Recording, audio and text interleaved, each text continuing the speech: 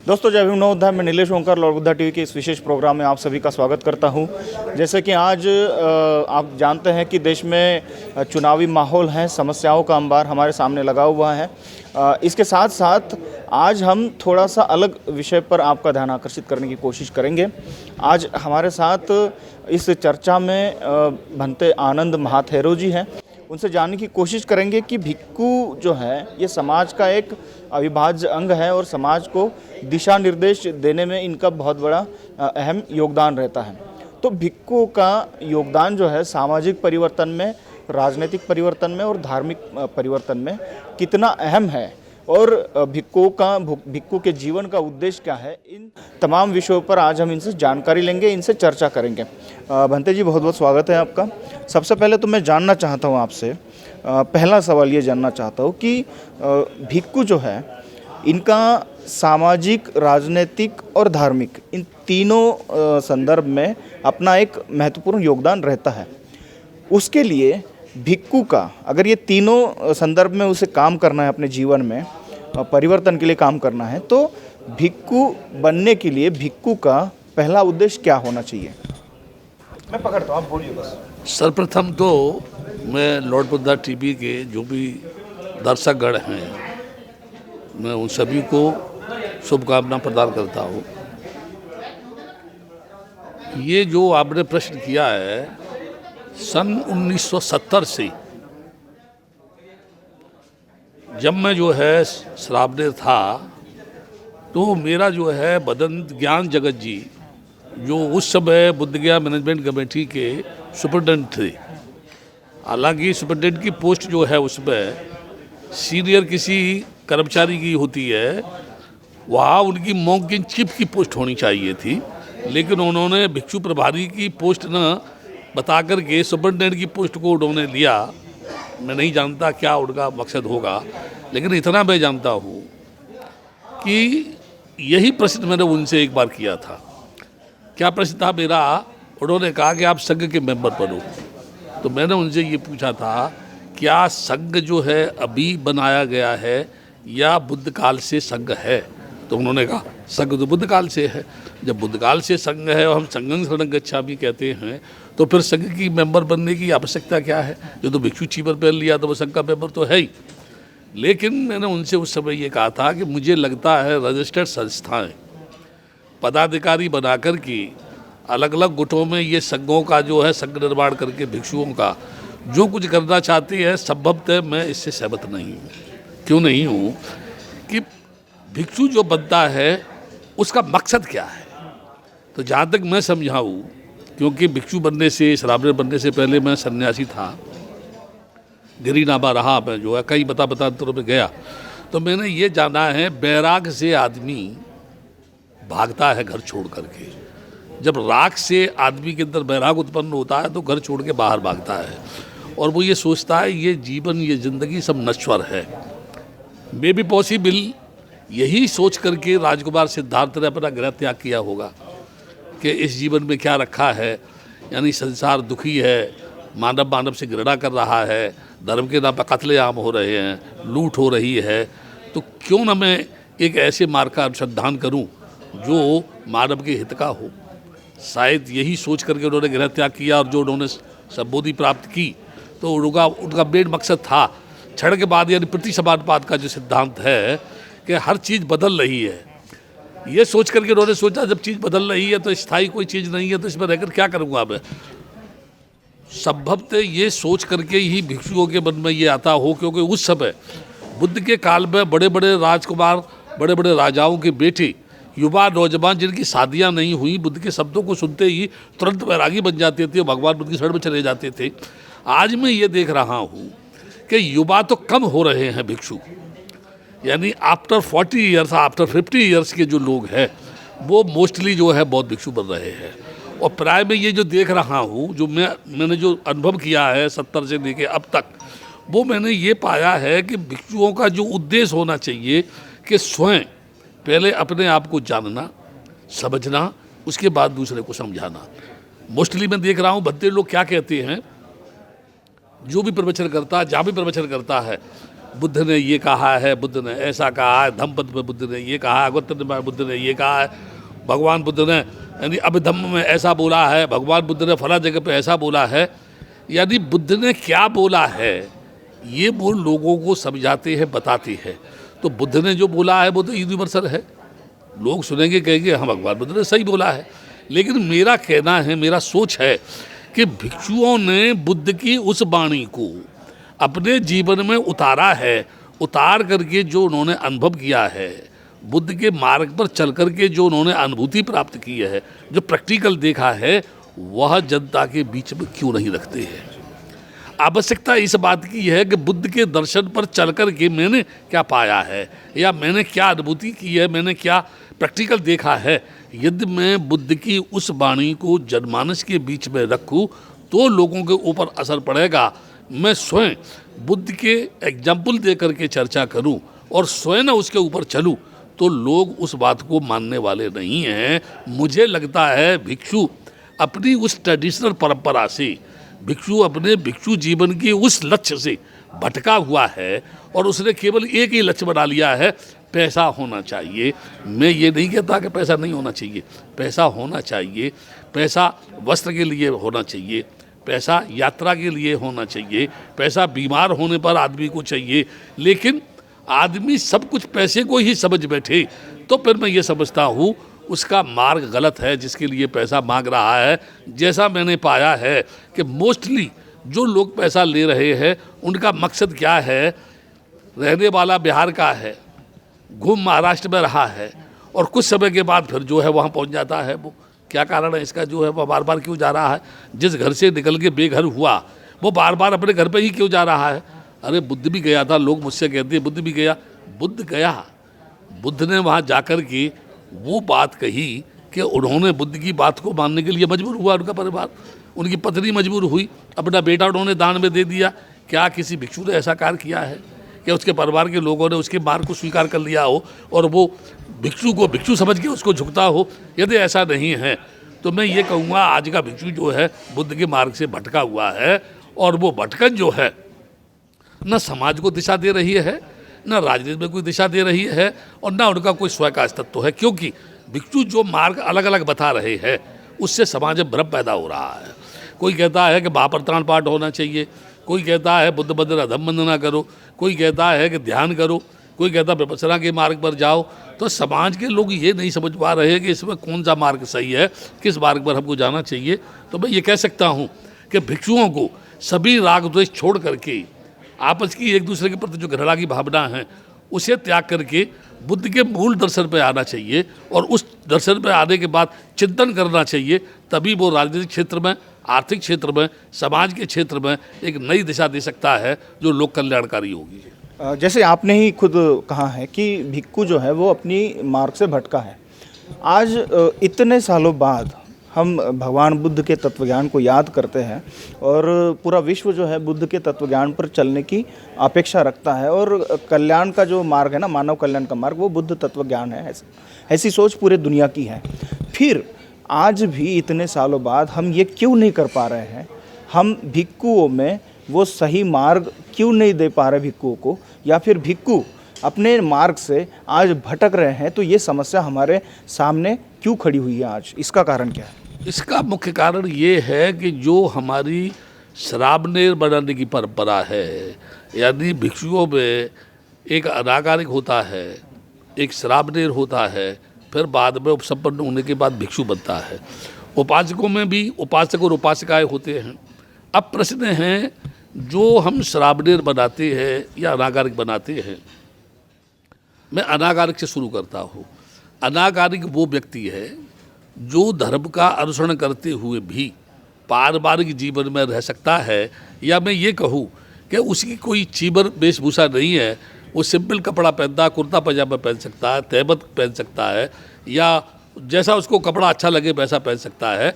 घर में रहते हुए भी वो पूर्णतः आचरण पर चलता है, बुद्ध के मार्ग पर चलता है, इसलिए उसको हम अनागारिक कहते हैं।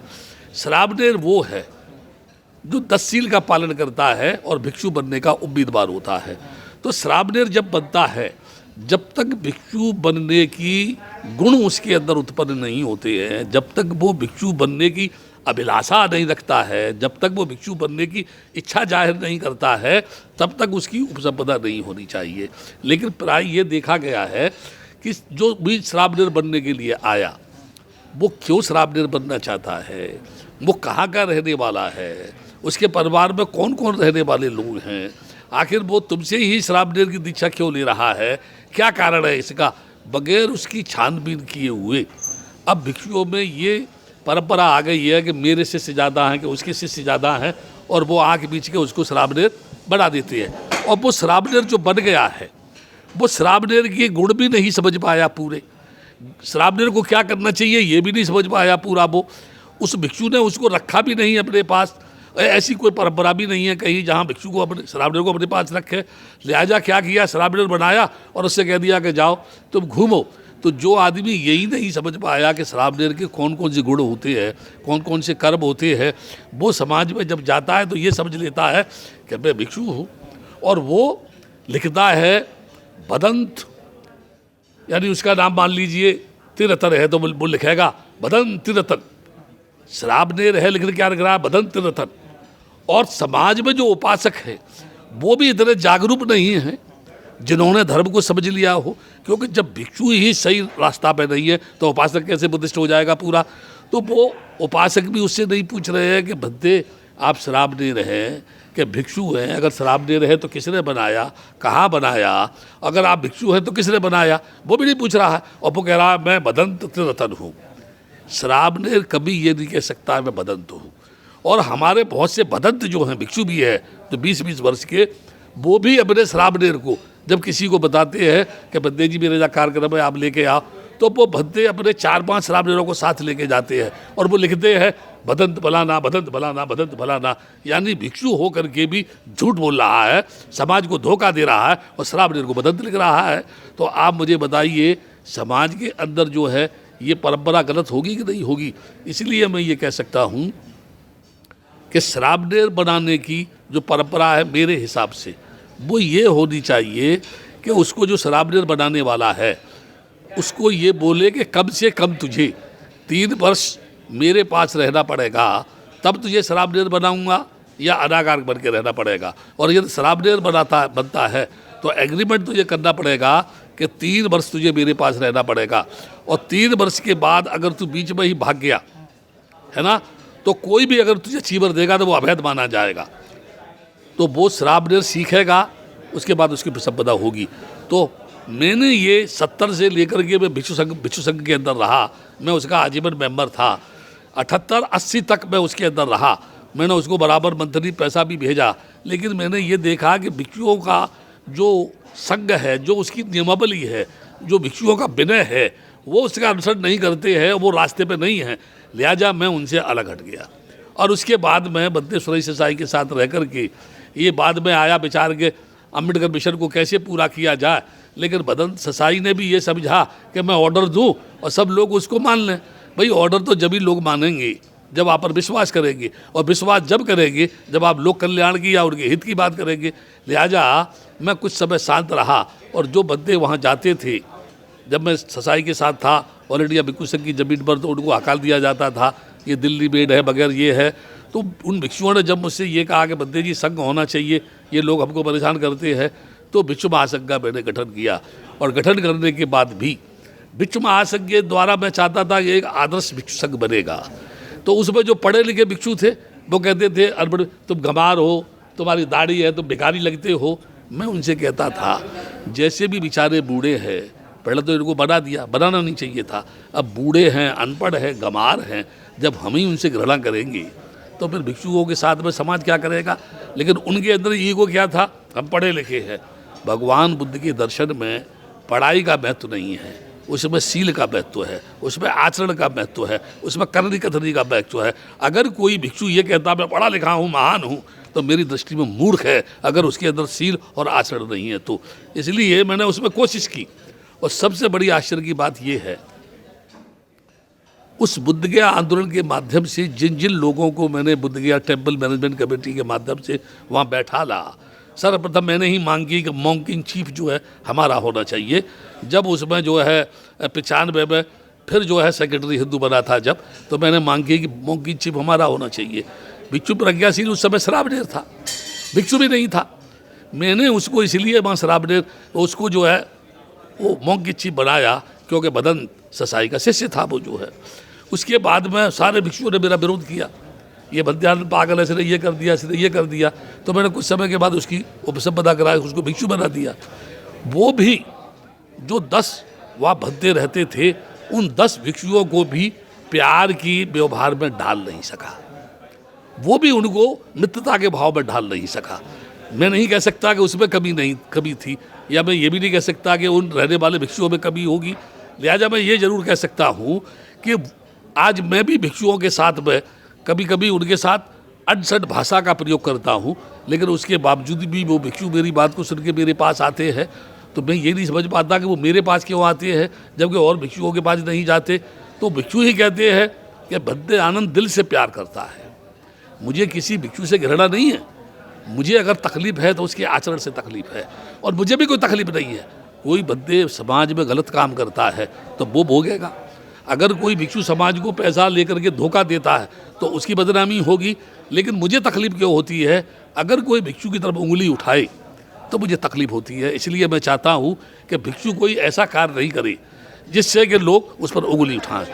तो एक सवाल मैं ये कहना चाहता हूँ, यदि हमारे भिक्षु सुसंगठित होकर के सभी एक दूसरे की व्यवस्था को त्याग कर श्रावणेर बनाने की परंपरा को सही ढंग से लागू करें तो वो दिन दूर नहीं कि आज भी हमारे देश में एक अच्छा भिक्षु महासंघ का निर्माण हो सकता है, भिक्षुओं का निर्माण हो सकता है और अच्छे बौद्ध समाज का निर्माण हो सकता है। ये मेरे ख्याल से बाबा साहब ने इस पर लिखा भी है, और बाबा साहब ने इसका एक अलग से संविधान भी लिखा है, नियम भी लिखे हैं कि किस तरह से भिक्षुओं के लिए हमने ट्रेनिंग सेंटर निर्माण करना चाहिए और किस तरह से भिक्षु हमने समाज से तैयार करने चाहिए। लेकिन हमने उस पर ज़्यादातर ध्यान अभी तक नहीं दिया है। एक सवाल और पूछना चाहता हूँ, जैसे कि हम बात कर रहे हैं भिक्षुओं के उद्देश्य पर और सामाजिक, आर्थिक और राजनीतिक कार्यों पर, उनके योगदान पर। आज वर्तमान में देश की जो हालत है वो पूरी तरह से धर्मांध है। आज जो भी राजनीतिक सत्ता जिस भी पार्टी के या झंडे के हाथ में है, उनका जो उद्देश्य है वो जनता को बरगलाना है और जनता से राजनीतिक लाभ उठाना है और जनता की जो समस्याएं हैं उसको नज़रअंदाज करना है। हम ये चाहते हैं कि समाज का एक अविभाज्य घटक होने के नाते भिक्षु जो बुद्ध के काल से समाज को दिशा निर्देश देते आया है, क्या आज हम भिक्षु संघ के माध्यम से राजनीतिक जनजागरण और राजनीतिक जो समझ है, क्या वो लोगों में हम बढ़ा नहीं सकते भिक्षु के माध्यम से? मैं पकड़ता हूँ, आप बस बोलिए। मेरा ये कहना है संबंध में कि अभी तो भिक्षुओं की बात कर रहा था मैं, अभी एक लेटेस्ट एक बात बताता हूँ। हमारे देश का जो अभी राजनीतिकरण है उसका प्रयास ये है कि ये देश हिंदू गणराज्य बने, जबकि ये यूनिवर्सल है कि डेमोक्रेटिक प्रणाली को विश्व में सबसे ज़्यादा अगर किसी ने जो है उसकी स्थापना की या प्रथम स्थापना की तो वो लॉर्ड बुद्धा है, तथागत बुद्ध है। उन्होंने संघ में भी ये परिपाटी रखी थी। कोई किसी पे आरोप लगाता था तो संघ में चर्चा होती थी और बुद्ध उससे पूछते थे कि तेरे खिलाफ ये आरोप है, क्या तुम इसे स्वीकार करते हो? यदि नहीं है तो आप अपना बोलो, क्या कहना चाहते हो? तो उसमें वो गलती स्वीकार करता था तो कहता था हाँ शास्त्रा मैंने ऐसा किया है। तो भगवान बुद्ध कहते थे भिक्षुओं क्या किया जाए? तो भिक्षु कहते थे इसको माफ़ कर दिया जाए, जब स्वीकार कर रहा है तो पहली बात तो मैं ये कहूँगा कि जो ट्रेनिंग सेंटर होना चाहिए वो आज तक भिक्षुओं ने पैसा तो लिया उसके लिए कि हम ये करेंगे। कितने सेंटर बने मैं नहीं जानता, या कितने सेंटर पर कितने बंदे लोग ट्रेनिंग के बारे में ये भी नहीं जानता। हाँ, एक बात जरूर कह सकता हूँ, ऑल इंडिया भिक्षु संघ की जो जगह है बोधगया के अंदर, वो भारतीय भिक्षुओं का एक केंद्र बनने वाला था जो दुनिया के बौद्ध देशों को ये इंडिकेशन देता कि ये भारत के भिक्षुओं का सेंटर है। वो सेंटर वहाँ भिक्षुओं को यानी श्रावणेरों को ट्रेनिंग देता और बाहर भेजता। फिर परपक भिक्षुओं को देश में काम करने की अनुमति प्रदान करता। वह भी ट्रेनिंग सेंटर आज भी वहाँ 10 श्रावणीर भी वहाँ ट्रेनिंग प्राप्त नहीं करते हैं। वो जगह भी किसी एक भिक्षु के हाथ में हैं। उससे जनता का कोई हित नहीं, बल्कि जो लोग जाते हैं उनसे वह रुकने का पैसा लिया जाता है। मैंने ये देखा कि एक तो वो ट्रेनिंग सेंटर नहीं है, दूसरी चीज़ ये है कि हमारे देश का पूरा सन्यासी चिल्ला रहा है कि अदालत अगर ज़्यादा विलम्ब करेगी तो हम साधुओं का धैर्य खत्म हो जाएगा। नेता चिल्ला रहे हैं कि हिंदुओं का धैर्य खत्म हो रहा है। सभी लोग ये कह रहे हैं कि कानून लाया जाए राम मंदिर बनाने के लिए, जो बहुत समय से चल रहा है। बहुत सारे लोग साधु सन्यासी कह रहे हैं हम कानून को भी नहीं मानते, हम संविधान को भी नहीं मानते और हम किसी को भी नहीं मानते, हम तो मंदिर वही बनाएंगे। हमारे देश का एक भी भिक्षु ये नहीं कह रहा कि क्या वो साधु आदमी से ऊपर हैं, क्या वो जितने भी लोग मंदिर बनाने की बात कर रहे हैं, क्या उस मंदिर के बनने से देश की भुखमरी दूर हो जाएगी? क्या उस मंदिर के बनने से देश की बेरोजगारी दूर हो जाएगी? क्या उस मंदिर के बनने से लोगों का राग द्वेष खत्म हो जाएगा? क्या उस मंदिर के बनने से लोगों में मानवता आ जाएगी? क्या उस मंदिर के बनने से खून खराबा बंद हो जाएगा? ये एक भी बंदे बोलने वाला नहीं है, क्योंकि वो भयभीत, वो डरता है। ठीक है ना? मैंने ये बोला जो लोग कानून को नहीं मानते, संविधान को नहीं मानते, क्या वो लोग देशद्रोही है? क्या वो लोग देशभक्त है? क्या वो सन्यासी हैं? अगर वो बैरागी हैं तो उनमें ये राग क्यों जागृत हो रहा है? जो साधु संत जंगलों में रहते थे, साधना करते थे, त्यागी पुरुष थे, जिनकी पूजा होती थी, आज वो पार्लियामेंट में बैठ करके चिमटा बजा रहे हैं, जिनको देख करके बड़े बड़े राजा महाराजा उनके पैरों में झुकते थे। आज प्रधानमंत्री के आने पर या मुख्यमंत्री के आने पर वो साधु संत जो है एमएलए या एमपी बनकर के पार्लियामेंट में खड़े होते हैं। क्या वो सन्यासी हैं? मैं उनको साधु सन्यासी नहीं मानता, मैं तो उनको राजनीतिक मानता हूँ। और मैं ये कहता हूँ कि वो जो साधु सन्यासी का चोला पहने हुए हैं, उनको तो वो चोला पहनने का भी अधिकार नहीं है। मैं ये कहना चाहता हूँ इसके माध्यम से, अगर देश का बौद्ध भिक्षु इस पूरे राष्ट्र में मानवतावाद की बात करें, लोगों को जोड़ने की बात करें, वो न्याय की बात करें, लोगों की भुखमरी की बात करें, लोगों को बेरोजगारी की समस्या हल करने की बात करें, तो मैं दावे के साथ आपके इस लॉर्ड बुद्धा टीवी के माध्यम से कह सकता हूँ, आज भी ये पूरा देश जो है बौद्ध भिक्षुओं के नेतृत्व को स्वीकार कर सकता है। लेकिन मैं ये जानता हूँ जो भिक्षु कोई ना कोई गलत कार्य कर रहा है, वो कभी ये नहीं चाहता कि 10-5 भिक्षु मेरे पास रहे, नहीं तो काले अंधेरे में क्या है, उजाले में क्या होगा। सन्यासियों की तो आए दिन पेपर में होती रहती है। बड़े बड़े हमारे देश के मठाधीश, जिनके सामने लाखों की भीड़ जो होती है, और वो कथा जब सुनती है तो महिलाएं नाचती है, आज वो जो है बड़े बड़े सन्यासी जेल के अंदर बैठे हुए, क्या उन्होंने किया पूरा देश जानता है। लेकिन मैं ये नहीं समझ पा रहा कि देश के बौद्ध भिक्षुओं को क्या भय है, ये मैं नहीं जानता। लेकिन मैं इतना जानता हूँ, भिक्षुओं को समाज हित में बड़े बड़े मंदिरों को त्याग करके, अपनी आसक्ति को ख़त्म करके, अपने राग को ख़त्म करके, जनहित में बुद्ध के मार्ग पर चलते हुए समाज के बीच में आना चाहिए। और पर्टिकुलर एक कौम में नहीं, आम समाज में जाना चाहिए, ताकि आम समाज में जाकर के आदमी को आदमी से वो जोड़ सके। मेरा दावा है कि वो ये काम कर सकते हैं, लेकिन उन्हें करना चाहिए और करने के लिए आना चाहिए।